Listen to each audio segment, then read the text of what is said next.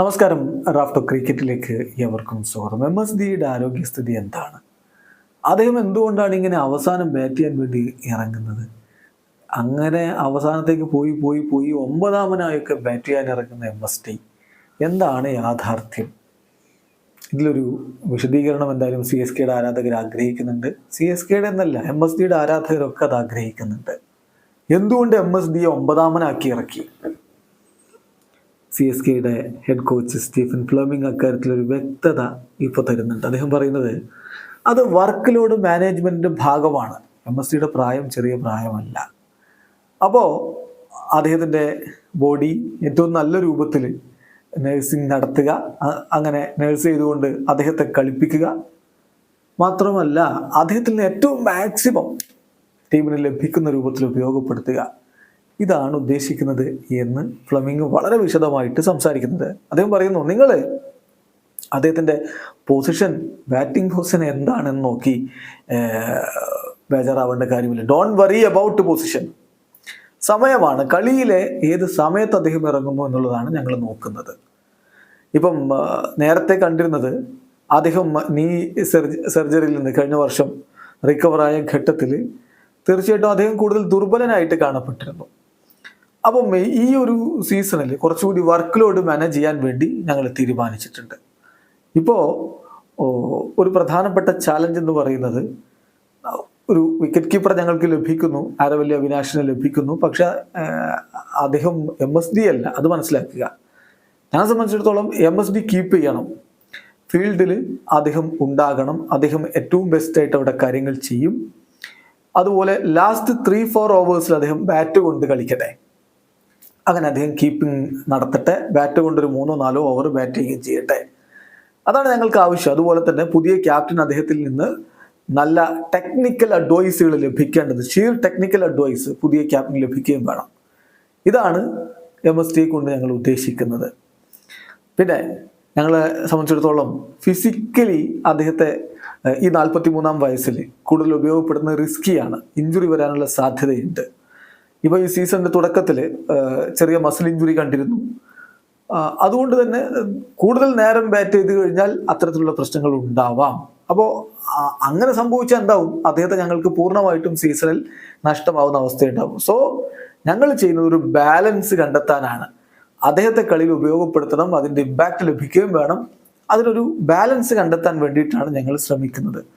ഇപ്പോൾ അദ്ദേഹത്തിന് 6ഉം 4കളും വളരെ എളുപ്പത്തിൽ ഹിറ്റ് ചെയ്യാൻ പറ്റും, അത് അദ്ദേഹം നല്ല രൂപത്തിൽ ചെയ്യുന്നുണ്ടല്ലോ. അപ്പോൾ ആ ഒരു ഘട്ടത്തിൽ കോമ്പറ്റീഷനിൽ ബെസ്റ്റായിട്ട് അദ്ദേഹത്തെ ഉപയോഗപ്പെടുത്തുക. ഇപ്പം അദ്ദേഹത്തിൻ്റെ ഒരു ഇൻഫ്ലുവൻസ് നമുക്ക് അണ്ടർ എസ്റ്റിമേറ്റ് ചെയ്യാൻ പറ്റില്ല. അദ്ദേഹം നമ്പർ 9-ൽ വന്നാൽ പോലും ആ ഒരു ടൈമിങ്ങിൻ്റെ ആസ്പെക്റ്റാണ് ഞങ്ങൾ നോക്കുന്നത്. എവിടെ അദ്ദേഹത്തെ കളിക്കാൻ ഇറക്കണം എന്നുള്ളത് ഓവറുകൾ നോക്കിയിട്ടല്ല, അദ്ദേഹത്തിൻ്റെ പൊസിഷൻ നോക്കിയിട്ടല്ല, മറിച്ച് ഓവറുകൾ, അതായത് എവിടെ ഏത് ഘട്ടത്തിൽ അദ്ദേഹം വരുന്നു ആ സമയത്തിനാണ് പ്രാധാന്യം, അല്ലാതെ ഏത് പൊസിഷൻ എന്നുള്ളതല്ല എന്നാണ് ഇപ്പം ഫ്ലെമിംഗ് പറയുന്നത്. വീണ്ടും അദ്ദേഹം വിശദീകരിക്കുന്നുണ്ട്.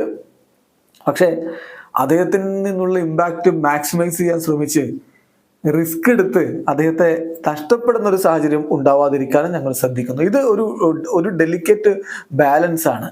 പക്ഷെ എന്നെ വിശ്വസിക്കുക, അദ്ദേഹം ഇപ്പോൾ ടീമിനോടൊപ്പം ഉള്ളത് ഞങ്ങൾക്ക് ഏറ്റവും അനുഗ്രഹമായിട്ടുള്ളൊരു കാര്യമാണ്. ടീമിന് വേണ്ടി ഇപ്പോഴും അദ്ദേഹം വളരെ ഹൈ ആയിട്ട് പെർഫോം ചെയ്യുന്നുണ്ട്. അപ്പം ആളുകളുടെ ഒരു വറി മാറ്റാൻ വേണ്ടി ഞാൻ പറയട്ടെ, ഈസ് ഓക്കെ, അതാണ് എനിക്ക് പറയാനുള്ളത്. പിന്നെ ഞങ്ങൾ ചെയ്യുന്ന ഒരു കാര്യം എന്ന് പറഞ്ഞാൽ, അദ്ദേഹത്തെ എന്തുകൊണ്ട് ഇങ്ങനെ താഴെ ഇറക്കുന്നു, അദ്ദേഹത്തിന് പരിക്കുണ്ടോ എന്നൊക്കെ ചോദിച്ചു കഴിഞ്ഞാൽ മറ്റു പ്രശ്നങ്ങളൊന്നും അദ്ദേഹത്തിന് ഇല്ല. നേരത്തെ അദ്ദേഹത്തിന് ഒരു സൈഡ് സ്ട്രെയിൻ ഉണ്ടായിരുന്നു, അത് 2-3 മത്സരങ്ങൾക്ക് മുമ്പാണ്. പക്ഷെ ഇപ്പോൾ അങ്ങനെയല്ല, അദ്ദേഹം മികച്ച രൂപത്തിൽ തന്നെയാണുള്ളത്. എന്നാൽ അദ്ദേഹത്തിൻ്റെ റോള് വളരെ ക്ലിയർ ആണ്.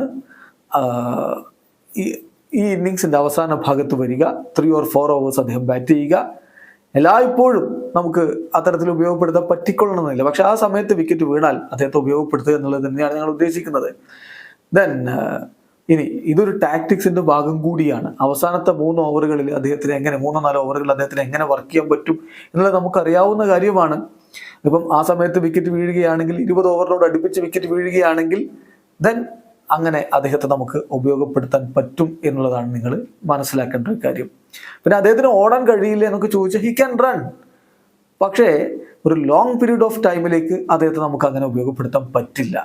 അദ്ദേഹം നന്നായിട്ട് കീപ്പ് ചെയ്യുന്നുണ്ട്, വളരെ ഇക്കണോമിക്കലായിട്ടാണ് അദ്ദേഹത്തിൻ്റെ മൂവ്മെൻറ്റ്സ് വരുന്നത്. സോ ഹി ക്യാൻ കീപ്പ് അദ്ദേഹത്തിൻ്റെ ഹാൻഡ്സ്, അതുപോലെ തന്നെ ഹാൻഡ് ഐ കോർഡിനേഷൻ എല്ലാം വളരെ മികച്ച രൂപത്തിൽ തന്നെയാണ്. കീപ്പിങ്ങുമായി ബന്ധപ്പെട്ട് മറ്റ് പ്രശ്നങ്ങളില്ല. അപ്പോൾ ഞങ്ങളിവിടെ ചെയ്യാൻ ഉദ്ദേശിക്കുന്നത് അദ്ദേഹത്തെ ഗാർഡ് ചെയ്യാനാണ്, അദ്ദേഹത്തെ സംരക്ഷിക്കുക. ഇപ്പം 5-6 ഓവറുകൾ ഒക്കെ അദ്ദേഹം ബാറ്റ് ചെയ്യുന്നു. പിന്നെ എപ്പോഴും സ്പ്രിന്റ് ചെയ്യേണ്ട ഒരു അവസ്ഥ വരിക എന്ന് പറയുമ്പോൾ അത് അത്ര എളുപ്പമായിരിക്കില്ല. അപ്പോൾ അതുകൊണ്ട് തന്നെയാണ് ഈ ഒരു സീസണിൽ ഇങ്ങനെ ഒരു ടാക്ടിക്സിലേക്ക് ഞങ്ങൾ പോയിരിക്കുന്നത് എന്നാണ് ഇപ്പോൾ വളരെ കൃത്യമായിട്ട് അദ്ദേഹം പറയുന്നത്. അദ്ദേഹത്തെ സംബന്ധിച്ചിടത്തോളം മറ്റ് പ്രശ്നങ്ങളൊന്നുമില്ല. MSDയുടെ ആ ഒരു എഫക്റ്റ് ഏറ്റവും മികച്ച രൂപത്തിൽ, ഇമ്പാക്റ്റ് ഏറ്റവും മികച്ച രൂപത്തിൽ ഉപയോഗപ്പെടുത്താനാണ് ശ്രമിക്കുന്നത്. അതിനു വേണ്ടിയിട്ടാണ്, അല്ലാതെ എത്രാമത്തെ ഓവറിൽ വന്നു എന്നുള്ളതിനാണ് പ്രധാനം എന്നല്ലാതെ ഒന്നാമതായിട്ട് ബാറ്റ് ചെയ്യാൻ വന്നോ, രണ്ടാമതായിട്ട് ബാറ്റിംഗ് പൊസിഷനിൽ വന്നോ, 9-ആയോ 8-ആയോ അതല്ല. ബാറ്റിംഗ് പൊസിഷനല്ല, അവസാന ഘട്ടത്തിൽ അദ്ദേഹം വരിക, ഒരു 3-4 ഓവർ കളിക്കാനുള്ള രൂപത്തിൽ അദ്ദേഹം വരിക, എന്നിട്ട് അദ്ദേഹം 6ഉം 4ഉം അടിക്കുന്ന രൂപത്തിൽ തന്നെ ബാറ്റ് ചെയ്യുക, അതാണ് ഉദ്ദേശിക്കുന്നത് എന്ന് വളരെ കൃത്യമായിട്ട് സ്റ്റീഫൻ ഫ്ലെമിംഗ് പറയുന്നു. പിന്നെ അദ്ദേഹത്തിൻ്റെ സാന്നിധ്യം ഗ്രൗണ്ടിൽ അത്യാവശ്യമാണ്, അദ്ദേഹത്തിന് നല്ല രൂപത്തിൽ കീപ്പ് ചെയ്യാൻ പറ്റുന്നു. പിന്നെ പുതിയ ക്യാപ്റ്റന് അദ്ദേഹത്തിൻ്റെ ഭാഗത്തു നിന്നുള്ള ആ ഒരു ടെക്നിക്കൽ അഡ്വൈസുകളൊക്കെ ടീമിന് ഇമ്പോർട്ടൻ്റ് ആണ് എന്നുകൂടിയാണ് ഇപ്പോൾ സ്റ്റീഫൻ ഫ്ലെമിംഗ് പറഞ്ഞു വെക്കുന്നത്. എന്തായാലും ഒരു കാര്യം ശ്രദ്ധിക്കുക, ഇങ്ങനെ CSK അദ്ദേഹത്തെ ഉപയോഗപ്പെടുത്തി അവസാനം ബാറ്റ് ചെയ്യാൻ വേണ്ടി വിട്ടിട്ട് അദ്ദേഹത്തിന് സ്ട്രൈക്ക് റേറ്റ് എന്ന് പറയുന്നത് ഇപ്പോൾ 224.48 ആണ്. 49 പന്തിൽ നിന്ന് അദ്ദേഹം 110 റൺസ് അടിച്ചിട്ടുണ്ട്. ഇപ്പോൾ ഇത്രയും പന്തുകൾ ഫേസ് ചെയ്തിട്ടുള്ള മറ്റ് ബാറ്റർമാരിൽ അദ്ദേഹത്തെക്കാൾ മികച്ച ഒരു സ്ട്രൈക്ക് റേറ്റ് ഉള്ളത് ഒരാൾക്ക് മാത്രമാണ്, അത് ജെയ്ക്ക് ഫ്രേസർ മക്ഗാർക്കിനാണ് ഈ സീസണിൽ 235.87. അപ്പോൾ ഒരു 19 ബോളുകളൊക്കെ ഫേസ് ചെയ്തിട്ടുള്ളവരിൽ മക്ഗാർക്ക് കഴിഞ്ഞാൽ ഏറ്റവും അധികം സ്ട്രൈക്ക് റേറ്റ് ഉള്ളത് MSDക്കാണ് എന്ന കാര്യം കൂടി ശ്രദ്ധിക്കുക. വീഡിയോ സാധിക്കുന്ന ക്രിക്കറ്റ് ലോകത്തെ കൂടുതൽ വിശേഷങ്ങളുമായി റാഫ് ടോക്സ് കൊണ്ടുവെത്താം.